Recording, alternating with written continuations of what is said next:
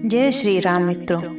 अब तक रावण के सभी पुत्र, मित्र और राक्षस बंधु सभी मारे जाते हैं। राम और लक्ष्मण रावण को उसके मित्र से, पुत्र से, राक्षस बंधु से कमजोर बना देते हैं। इस पर रावण को कुपित होकर बहुत ही वेग से अपने अश्व पर बैठकर चिंगाड़ते हुए और चिल्लाते हुए आता है कि वो मनुष्य राम कहाँ है जो वानरों के बल पर योद्धा बना हुआ है। राक्षस राज रावण ने यह बात बड़े ही जोर से कही। यह सुनकर भगवान राम ने दशानन रावण को आते देख उससे कहा, हे दुष्टात्मा रावण, मैं ही राम हूँ और यहाँ खड़ा हूँ। यो कहने पर लक्ष्मण ने श्री रामचंद्र से कहते हैं कि भैया आप यहीं ठहरे, इस राक्षस के साथ मैं युद्ध करूंगा। उसके बाद लक्ष्मण ने आगे बढ़कर बाणों की वृष्टि से रावण को ढक देता है। रावण भी अपनी 20 भुजाओं द्वारा छोड़े गए शस्त्रों से लक्ष्मण को संग्राम में आच्छादित कर देते हैं। इस प्रकार दोनों में महान युद्ध होता है। लक्ष्मण अपने तीखे बाणों द्वारा रावण के अस्त्र शस्त्र को काटकर उसके सारथी को मार डाले और भल्ल नामक बाणों से उसके घोड़ों को भी नष्ट कर देते हैं। फिर तीखे बाणों से रावण का धनुष और उसकी ध्वजा काटकर शत्रु वीरों का नाश करने वाले महान पराक्रमी लक्ष्मण जी ने उसके वक्ष स्थल को बेध देते हैं। तब राक्षस राज रावण रथ से नीचे गिर पड़े, किंतु शीघ्र ही उठकर कुपित होकर उसने हाथ में शक्ति उठाई जो सैकड़ों घड़ियालों के समान आवाज करने वाली थी। उसकी धार अग्नि की ज्वाला के समान प्रज्वलित थी तथा उनकी कांति महते उल्का के समान प्रतीत होती थी। उसने दृढ़ता पूर्वक मुट्ठी बांधकर और शक्ति को लक्ष्मण की छाती पर मारा। वह शक्ति उनकी छाती छेद कर भीतर घुस गई। इससे आकाश में स्थित देवतागण भयभीत हो गए। लक्ष्मण को गिरा देखकर रोते हुए वानराधिपतियों के साथ दुखी होकर भगवान राम शीघ्र ही उनके पास आए और कहने लगे कि हे पवन पुत्र हनुमान, तुम कहाँ चले गए? पृथ्वी पर मेरा भाई लक्ष्मण गिर पड़ा है। जिस किसी प्रकार की जीवित हो सके उसे उपाय करो और मेरा भाई को जीवित करो। इस प्रकार कहने पर हनुमान जी उनके सामने हाथ जोड़ के खड़े हुए बोले, आज्ञा दे प्रभु, मैं आपकी सेवा में उपस्थित हूँ। तब श्री रामचंद्र कहते हैं कि मुझे विशल्य करणी औषधि चाहिए, उसे लाकर मेरे भाई को शीघ्र ही जीवित करो। अब हनुमान जी बड़े ही विस्मय स्थिति में थे, क्योंकि वो विशल्य करणी औषधि दिखती कैसे उन्हें पता ही नहीं था। और वे फिर कुछ सोचकर हनुमान जी बड़े वेग से उछले और द्रोणगिरी पर्वत पर जाकर वहां पर पूरे पर्वत को ही उठाकर लेकर आ गए। और जब वे लेकर आए तो सभी आश्चर्यचकित होकर हनुमान जी को देखते रहे, किंतु समय बहुत कम था। तब रामचंद्र जी क्षण भर में रुके और वो विशल्य करणी औषधि को लेकर आए और लक्ष्मण जी के मुख पर डाले। कुछ क्षणों के पश्चात लक्ष्मण जी जीवित हो गए। अब जगदीश्वर कमल ने श्री राम बहुत ही कुपित हुए और रावण की जो बची हुई सेना थी वे हाथी, घोड़े तथा रथ राक्षसों सहित क्षण भर में मार गिराए। उन्होंने तीखे बाणों से रावण का शरीर जर्जर कर दिया। रणभूमि में वानरों से घिरे हुए खड़े रहे। रावण निस्तेज होकर गिर पड़ा। फिर धीरे धीरे होश में आने पर वह उठकर कुपित होकर सिंहनाद करने लगा। उसकी गर्जना सुनकर आकाशवर्ती देवता लोग भी दहल गए। इसी समय रावण के प्रति वैर बांधे हुए महामुनि अगस्त्य श्री रामचंद्र जी के पास आए और शत्रुओं पर विजय दिलाने वाले आदित्य हृदय स्तोत्र का मंत्र का उपदेश दिए। और महाबली श्री रामचंद्र जी ने भी अगस्त्य मुनि के बताए हुए उस विजयदायक मंत्र का जप करके उनके द्वारा अर्पित किए गए उत्तम डोरी वाले सुदृढ़ एवं अनुपम वैष्णव धनुष को सादा ग्रहण किया और उस पर प्रत्यंचा चढ़ाई। फिर प्रतापी रघुनाथ जी शत्रुओं का मर्म भेदन करने में समर्थ होकर सोने के पांख वाले तीक्ष्ण बाणों द्वारा राक्षस राज रावण के साथ युद्ध करने लगे। उन दोनों के बीच में भयंकर शक्तिशाली वाले श्री रामचंद्र और रावण के परस्पर युद्ध करते समय एक दूसरे पर छोड़ी हुई अग्नि की ज्वाला उठ उठकर वहां आकाश में फैलने लगी।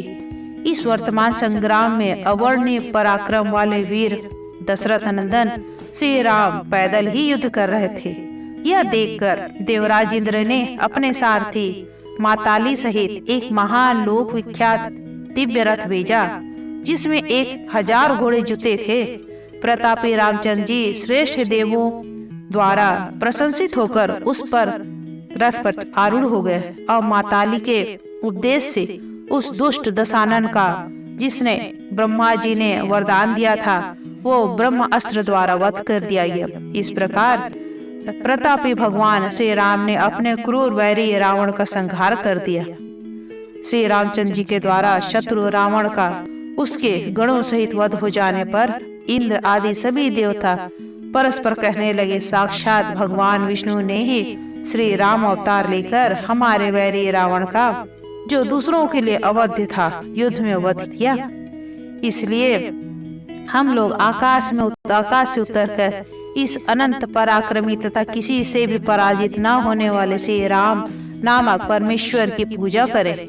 ऐसा सम्मति करके वे रुद्र, इंद्र, वसु, चंद्र आदि देवतागण अनेक कांतिमान विमानों द्वारा पृथ्वी पहुंचे और वे लक्ष्मण सहित विधिवत पूजन करने लगे।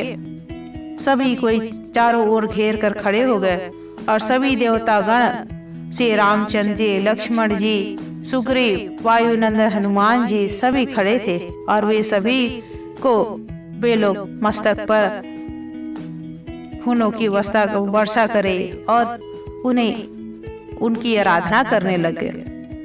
अब ब्रह्मा जी ने कहा कि आप समस्त प्राणियों के आदि कारण अविनाशी ज्ञान दृष्टि वाले भगवान विष्णु हैं। आप ही वेदांत विख्यात सनातन परम ब्रह्म हैं। आपने आज जो संपूर्ण लोकों को रुलाने वाले रावण का वध किया है, इसमें समस्त लोकों तथा देवताओं का भी कार्य सिद्ध हो गया है। ब्रह्मा जी के इस प्रकार कहने के पश्चात भगवान शंकर ने भी पहले से रामचंद्र जी को प्रेम पूर्वक प्रणाम किया, फिर उन्हें राजा दशरथ का दर्शन कराया। उसके बाद यह कहकर के सीता माता निष्कलंक है और शुद्ध चरित्र वाली है, यह कहकर फिर भगवान शंकर चले गए। अब पवित्र आत्मा सीता को अपने बाहुबल से प्राप्त सुंदर पुष्पक विमान पर चढ़ाकर भगवान ने हनुमान जी को चलने का आदेश दिया। तब समस्त वानरों द्वारा वंदित शोक रहित जानकी देवी को आभूषणों से विभूषित कर महाबली रामचंद्र जी ने अपने भाई लक्ष्मण के साथ चले गए। लौटती वासी रामचंद्र जी ने समुद्र के पुल पर महादेवी की स्थापना की और शंकर जी की कृपा से उन्हें उन शिव जी में परम भक्ति प्राप्त की। वहां स्थापित हुए पिनाकधारी महादेव जी रामेश्वर नाम से विख्यात हुए।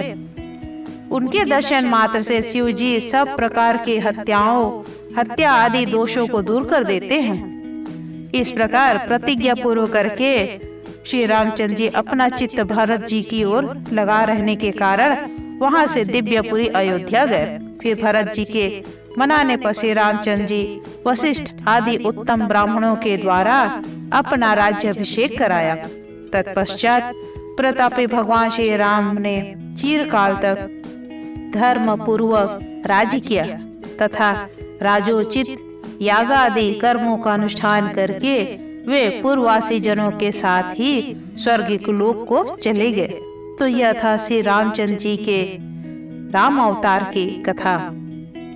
इसके बाद श्री रामचंद्र जी के बाद श्री हरि विष्णु ने फिर बलराम और कृष्ण के अवतार का रूप लेके धरती पर जन्म लिए और फिर बलराम और श्री कृष्ण ने द्वापर युग में जन्म लेकर राक्षसों का संहार किया और धरती को पाप मुक्त किया। इसके बाद और इसी द्वापर युग में महाभारत हुआ। उसके बाद कलयुग चालू हुआ, जिस कलयुग में आप और हम लोग रहते हैं। और इसी कलयुग के बारे में मैं एक संक्षिप्त विवरण दूंगी। इसमें मार्कंडेय जी ने बताया है कि जो समस्त पापों को नष्ट करने वाला है, मैं उस कली काल द्वारा पृथ्वी पर धर्म का नाश हो जाए, पाप बढ़ जाएगा और सभी लोग नाना प्रकार के रोग से पीड़ित होने लगेंगे। तब देवता लोग क्षीर सागर के तट पर जाकर वह भगवान विष्णु की स्तुति करते हुए प्रार्थना करते हैं कि भगवान सांबर नामक महान ग्राम में जो बहुसंख्यक मनुष्यों से परिपूर्ण होगा, विष्णु यशा के पुत्र के रूप में अवतार लेंगे और जो कल्कि के नाम से विख्यात राजा होंगे, वे फिर घोड़े पर चढ़कर हाथ में तलवार लेकर म्लेच्छों का नाश करेंगे। इस प्रकार भगवान विष्णु के अंशभूत कल्कि भूमंडल का ध्वंस करने वाले समस्त म्लेच्छों का संहार कर बाहु कांचन नामक यज्ञ करेंगे और धर्म की स्थापना कर स्वर्गारूढ़ हो जाएंगे। पापों का नाश करने वाले भगवान विष्णु के इन 10 अवतारों का तो वे वर्णन किए। जो भगवत पुरुष इस अवतार चरित्रों का नित्य श्रवण करता है, वह भगवान विष्णु को प्राप्त करता है। इस प्रकार मुनि कलिका का विस्तार पूर्वक वर्णन करते हैं और वो बताते हैं कि भगवान कृष्ण चंद्र के परम धाम पधार जाने पर उनके अंतर्ध्यान के फल स्वरूप समस्त पापों का साधक महाघोर कलयुग प्रकट होगा। उस समय सभी धर्म नष्ट हो जाएंगे। घोर कलयुग प्राप्त होने पर ब्राह्मण, क्षत्रिय, वैश्य और शूद्र सभी लोग धर्म, ब्राह्मण तथा देवताओं से विमुख हो जाएंगे। सभी किसी न किसी स्वार्थ सिद्धि के लिए ही धर्म में संलग्न होंगे, दंभ और ढोंग का आचरण करेंगे, एक दूसरे में दोष ढूंढने वाले और व्यर्थ अभिमान से दूषित विचार करने वाले होंगे। पांडित्य का गर्व रखने वाले सभी मनुष्य सत्य का अपलाप करेंगे और सभी लोग यही कहेंगे कि मैं ही सबसे बड़ा हूँ।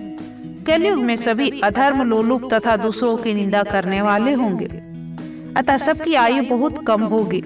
मनुष्यों की आयु अल्प होने से ब्राह्मण लोग अधिक विद्या अध्ययन नहीं कर सकेंगे और विद्या अध्ययन से शून्य होने के कारण उनके द्वारा पुनः अधर्म में प्रवृत्ति हो जाएगी। ब्राह्मण आदि वर्णों में परस्पर संकरता आ जाएगी। वे कामी, क्रोधी, मूर्ख, व्यर्थ के संताप से पीड़ित रहेंगे। ब्राह्मण, क्षत्रिय और वैश्य आपस में वैर बांधकर एक दूसरे का वध करने की इच्छा रखेंगे। वे सभी अपने अपने धर्म से विमुख हो जाएंगे। तप एवं सत्य भाषा आदि से रहित होकर शूद्र के समान हो जाएंगे। उत्तम वर्ण वाले नीचे गिरने और नीचे वर्ण वाले उत्तम बनेंगे। राजा लोग लोभी तथा केवल धन की उपार्जन में ही डूबे हुए रहेंगे। वे धर्म का चोला पहनकर उसी की ओट में धर्म का विध्वंस करने वाले होंगे। समस्त धर्मों से युक्त होकर घोर कलयुग के आ जाने पर जो घोड़े, रथ और हाथी से संपन्न होंगे, वे ही राजा कहे जाएंगे। अर्थात जो शक्तिशाली होगा वो ही राजा रहेगा। पुत्र अपने पिता से काम कराएंगे और बहुएं अपनी सास से काम लेगी। स्त्रियां पति और पुत्र को धोखा देकर अन्य पुरुषों के पास जाया करेंगी। पुरुषों की संख्या कम और स्त्रियों की संख्या अधिक होगी। कुत्तों की अधिकता होगी और गौओं की संख्या कम होगी। सबके मन में धन का ही महत्व रहेगा। सत्पुरुषों के सदाचार का सम्मान नहीं होगा। मेघ कहीं वर्षा करेंगे, कहीं नहीं करेंगे। समस्त मार्ग में चोरों से घिरे रहेंगे। गुरुजनों की सेवा में रहे बिना ही सब लोग सब कुछ जानने का अभिमान करेंगे। अर्थात कोई गुरु की सेवा नहीं करेगा, ना ही कोई गुरु से ज्ञान लेगा। कोई भी ऐसा ना होगा जो अपने को कवि ना मानता होगा। शराब पीने वाले लोग ब्रह्म ज्ञान का उपदेश करेंगे। ब्राह्मण, क्षत्रिय, वैश्य शूद्रों की सेवा करेंगे। घोर कलिकाल आने पर पुत्र पिता से, शिष्य गुरु से, स्त्री अपने पतियों से द्वेष रखने लगेंगी। सबका चित्त लोभ से आक्रांत होगा, अतः सभी लोग दुष्कर्मों में प्रवृत्त होंगे। ब्राह्मण सदा दूसरों के ही अन्न के लोभी रहेंगे। सभी पर स्त्री सेवा और पर धन का अपहरण करने वाले होंगे। अर्थात वे दूसरों की स्त्री पर उनकी नजर होगी, दूसरों के धन को अपना धन बनाने की कोशिश करते रहेंगे। घोर कलयुग आ जाने पर दूसरों में दोष दृष्टि रखने वाले सभी लोग धर्मपरायण पुरुषों का उपहास करेंगे। अर्थात जो पूजा पाठ करने वाले हैं, जो धर्म की रक्षा करने वाले हैं, उनका अपमान होगा और उनका अपमान करने लगेंगे लोग। ब्राह्मण लोग वेद की निंदा में प्रवृत्त होकर व्रतों का आचरण नहीं करेंगे। तर्कवाद से कुत्सित विचार हो जाने के कारण वे ना तो यज्ञ करेंगे ना ही हवन में प्रवृत्त होंगे। द्विज लोग दम्भ के लिए ही पितृ यज्ञ आदि क्रियाएं करेंगे, अर्थात जो भी कर्म करेंगे जो धर्म के अंदर आते हैं वे सबसे दूसरों को दिखाने के लिए ही की जाएगी। मनुष्य प्राय सत्पात्र को दान नहीं देगा। लोग दूध आदि के लिए ही गायों से प्रेम रखेंगे। राजा के सिपाही धन के लिए ब्राह्मणों को बांधेंगे। द्विज लोग दान, यज्ञ और जप आदि का फल प्राय बेचा करेंगे। ब्राह्मण लोग चांडाल आदि अस्पृश्य जातियों से भी दान लेंगे। कलयुग के प्रथम चरण में भी लोग भगवान की निंदा करने वाले हो जाएंगे, अर्थात कलयुग आरंभ होते ही भगवान का अपमान होना शुरू हो जाएगा, जो आजकल हम अक्सर देखने को ही मिलता है। लोग धर्म का की ओर में मंदिर मस्जिद सबको तोड़ रहे हैं और दंगे कर रहे हैं। ठीक उसी प्रकार, क्योंकि ये तो कलयुग का आरंभ है, सो कलयुग के अंतिम समय में तो कोई भगवान का नाम स्मरण तक नहीं करेगा। कलयुग के द्विज शूद्रों की स्त्रियों के साथ सहवास करेंगे, विधवा संगम के लिए लालायित रहेंगे तथा वे शूद्रों का भी अन्न भक्षण करने वाले होंगे। उस समय अधम शूद्र संन्यास का चिन्ह धारण कर ना तो द्विजातियों की सेवा करेंगे और ना ही उनकी स्वधर्म में ही प्रवृत्ति होगी। वे अपने सुख के लिए जनेऊ पहनेंगे, जटा रखाएंगे और शरीर में खाक भभूत लपेटे फिरेंगे। कुट बुद्धि में निपुण शूद्रगण धर्म का उपदेश करेंगे। ऊपर कहे अनुसार तथा और भी तरह के बहुत से पाखंडी ब्राह्मण, क्षत्रिय और वैश्य कलयुग में उत्पन्न होंगे।